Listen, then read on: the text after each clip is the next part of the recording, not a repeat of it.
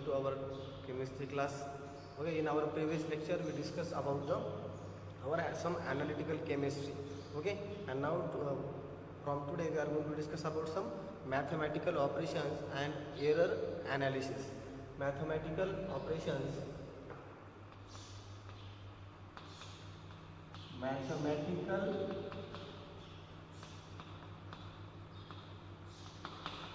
operation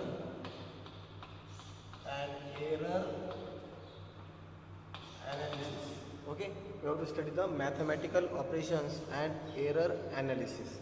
In that case, what happen and how mathematical operations are performed and how we have to analyze the error.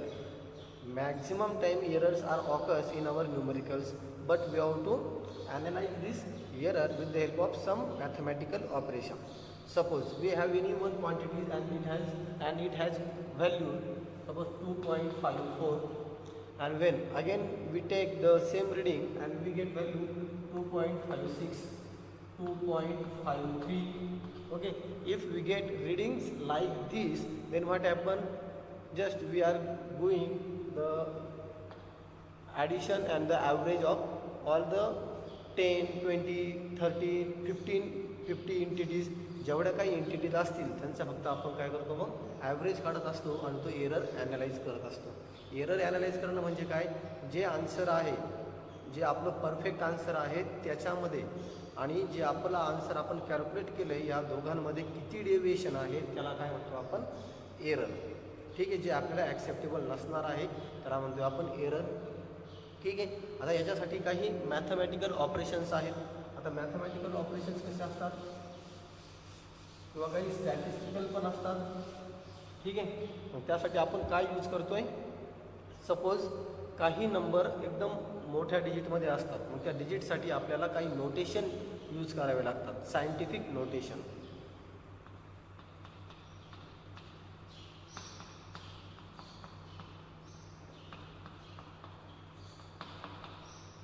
Scientific notation, या scientific नोटेशनची गरज का बरं पडते. Suppose we have one value, Avogadro's number.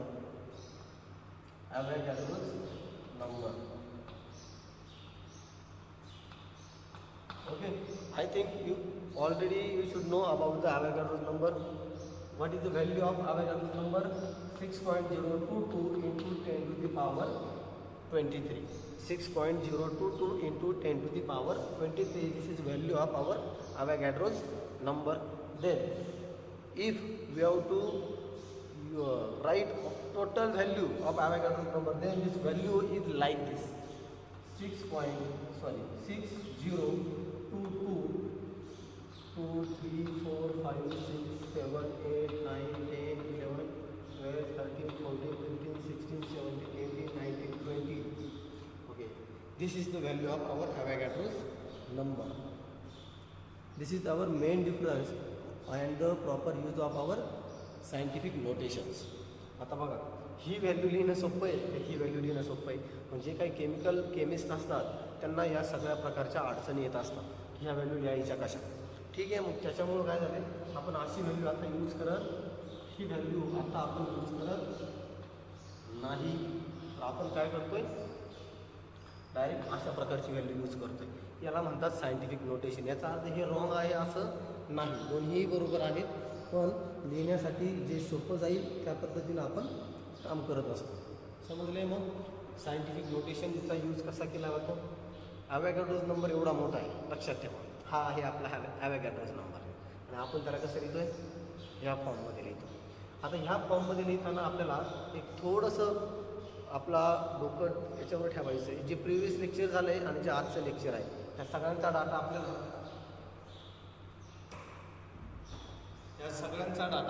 आपल्या previous lecture आणि आजचं lecture या दोन्हींचा डाटा आपल्याला केमिस्ट्री, फिजिक्स, मॅथ सगळ्यांसाठी गरजेचा पडणार आहे.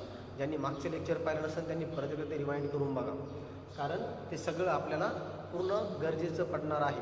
ठीक आहे, मग आता हे समजले ॲव्होगाड्रोज नंबर. आता एक हिंट मी तुम्हाला शिकवतो, त्यानुसार लक्षात ठेवा. सपोज आपल्याकडे एक व्हॅल्यू आहे 0.0015,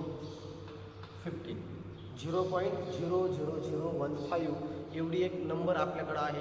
हा नंबर कसा लिहायचा असतो, ऑलवेज काय करायचं, मग आता हा 15 आहे ना, मग आपला जो डेसिमल आहे, डेसिमलच्या समोर फक्त एकच डिजिट राहायला पाहिजे, कुठलाही एकच.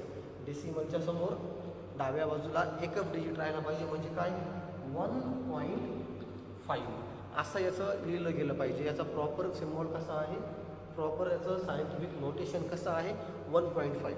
मग त्याला आपल्याला इंटू करावं लागतं 10चा पॉवर.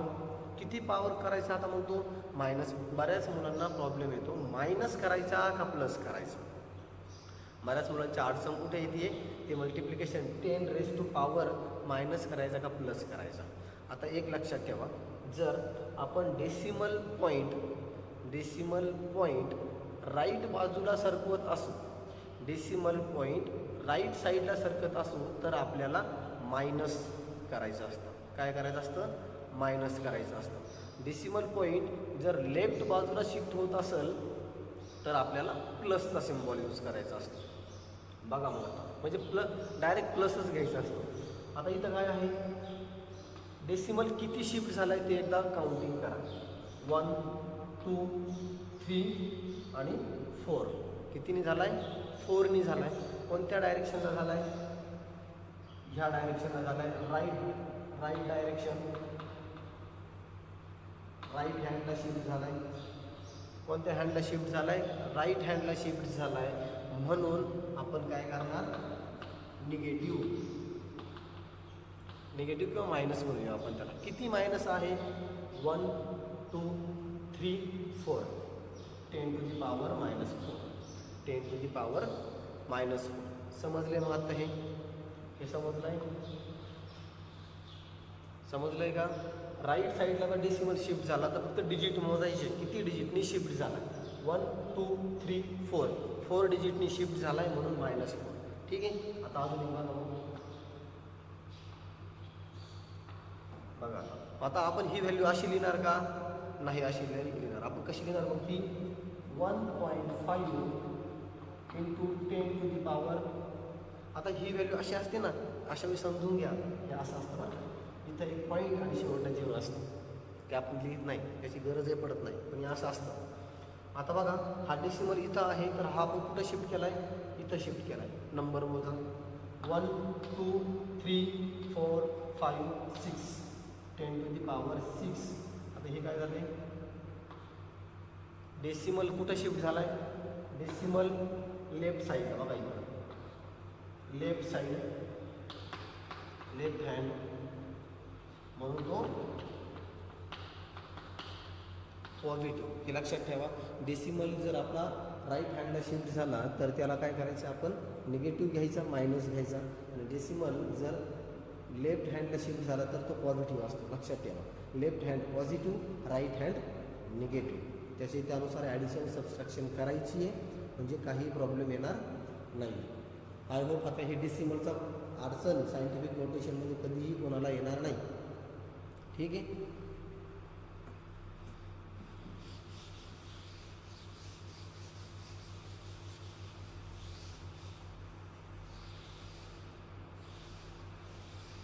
जर आता आपल्याला याच्यामध्ये काही ॲडिशन करायचं आहे, काही सबस्ट्रॅक्शन करायचं आहे, त्यासाठी हे जे दोन आता तुम्हाला रूल शिकवले, राईट हँड आणि लेफ्ट हँडचा, तर ते रूल आता आपल्याला इथं उपयोगी पडणार आहे. राईट हँड काय असतो, निगेटिव्ह, अँड लेफ्ट हँड काय असतो, पॉझिटिव्ह. लक्षात राहील, right hand negative, left hand positive. म्हणजे ॲडिशन सबस्ट्रॅक्शन त्याचे आपोआप करायचं असते आपल्याला. ठीक आहे. मग ॲज अ एक्झाम्पल घेऊया आपण एक. आता याच्यामध्ये काय असतात, 2 प्रकार असतात. काय, जे आपण पाहिजे ना, 1.5 into 10 to the power 6. 1.5 into 10 to the power 6. आता यालाच अजून एका प्रकारात असं सिम्बॉलिक पद्धतीने लिहिलं जातं, n into 10 to the power n. Capital N into 10 to the power small n. Small n जो असतो, स्मॉल n म्हणजे काय, small n may be positive or negative entity. May be positive or negative value. Okay. n, small n may be positive or negative value, and n capital N is varies 1 to 10 एवढ्या रेंजमध्ये ती काय होते, vary होते ही Nची value. ठीक आहे, कळलं का? ह्या फॉर्ममध्ये तुमच्या लक्षात येईल. आता N काय असतं, small n may be positive or negative value.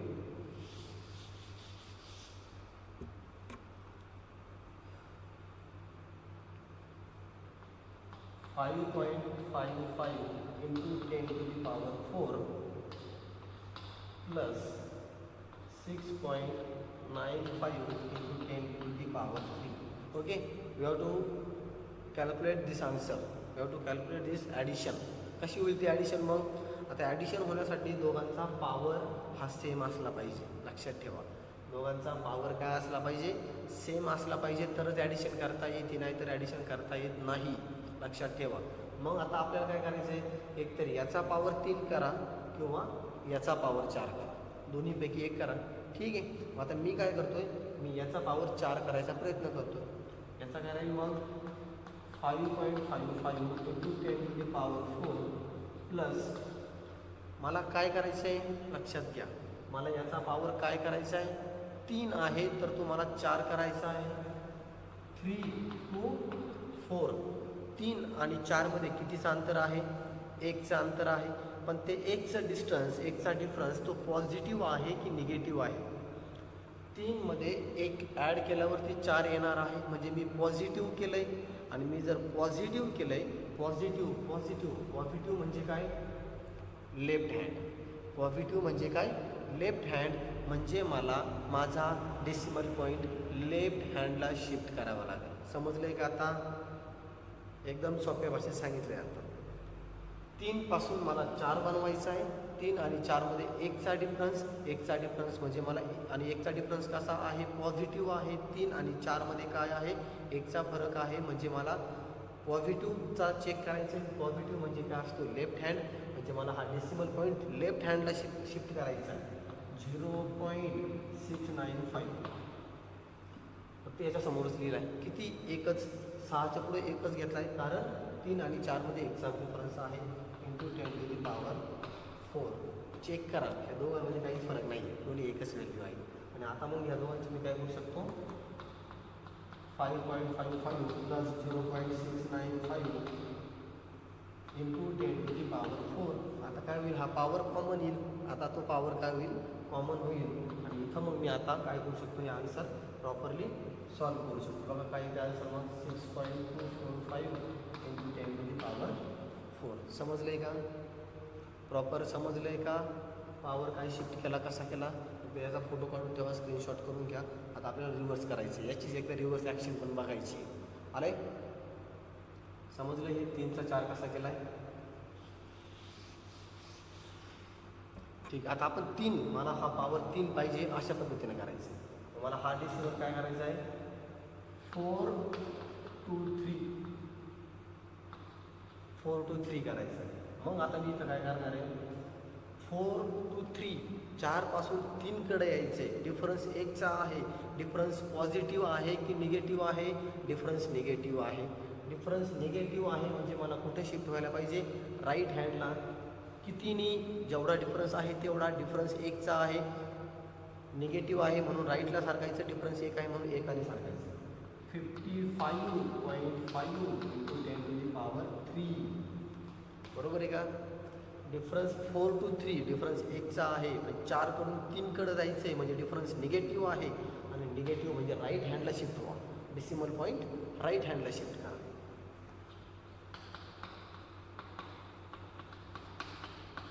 झाले. आता काय आले, आता पॉवर कॉमन आलाय, ॲडिशन होऊन गेली. बरोबर आहे, आता काय अडचण आहे त्याच्यामध्ये मग आपल्याला नाही. 62.45 into 10 to the power 3, 62.45 into 10 to the power 3. समजलं आहे न्यूमरिकल? आता समजायलाच पाहिजे, याच्यात काहीच अडचण नाही आहे.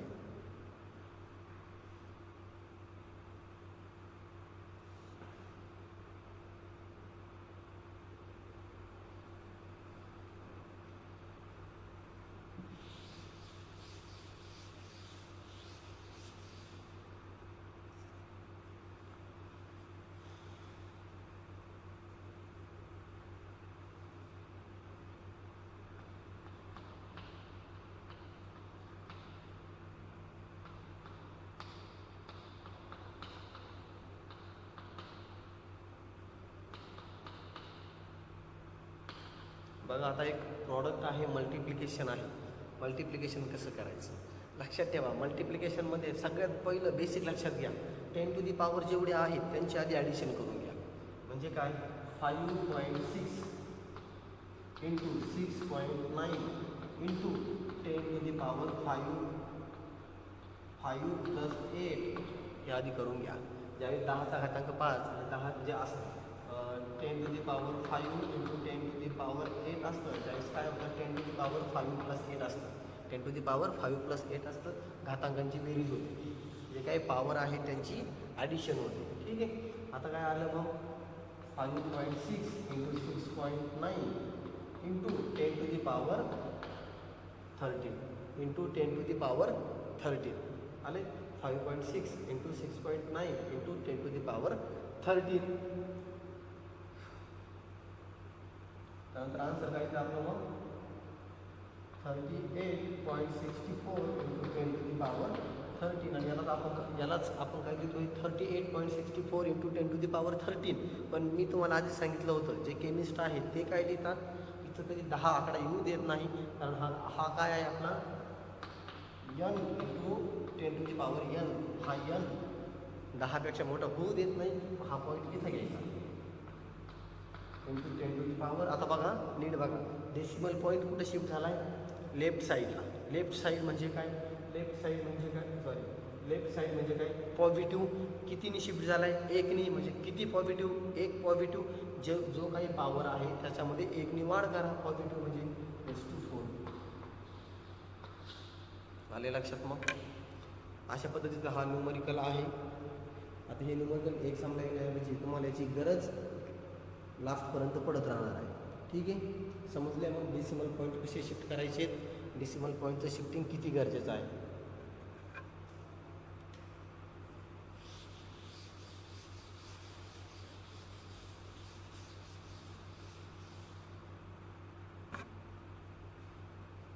एक last numerical 3.5 into 10 to the power -2 into minus 5.8 into 10 to the power -3. आता ही सबस्ट्रॅक्शन कशी करणार, ज्यावेळेस ॲडिशन किंवा सबस्ट्रॅक्शन असते त्यावेळी दोघांचा पॉवर सेम असणं गरजेचं आहे. दोघांचाही पॉवर सेम असणं गरजेचं आहे. आता याचा -2 आहे, याचा -3 आहे. आता मी काय करतोय, मी याचा पॉवर पण काय करणार आहे, -2 करणार आहे. तो कसा करायचा.